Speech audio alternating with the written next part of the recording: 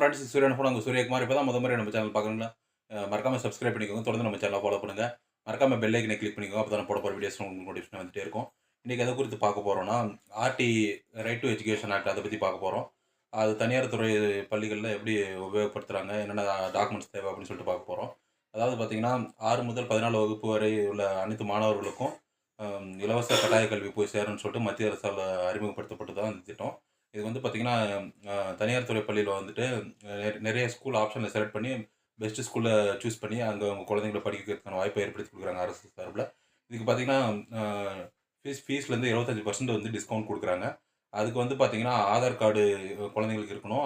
அது மட்டும் இல்லாது பார்த்தீங்கன்னா, ரேஷன் கார்டுல குழந்தைங்களோட பேர் சேர்த்து இருக்கணும். அது மட்டும் இல்லாது பார்த்தீங்கன்னா, உங்களுக்கு பர்த் சர்டிஃபிகேட்டு, கம்யூனிட்டி சர்டிஃபிகேட்டு அதெல்லாம் தேவைப்படும். அதெல்லாம் எடுத்துட்டு போயிட்டு இ-சேவை மையத்தில விண்ணப்பிச்சீங்கன்னா வந்துட்டு ஆர்டி மூலமா தனியார் பள்ளியில வந்து படிக்க வச்சிடலாம்.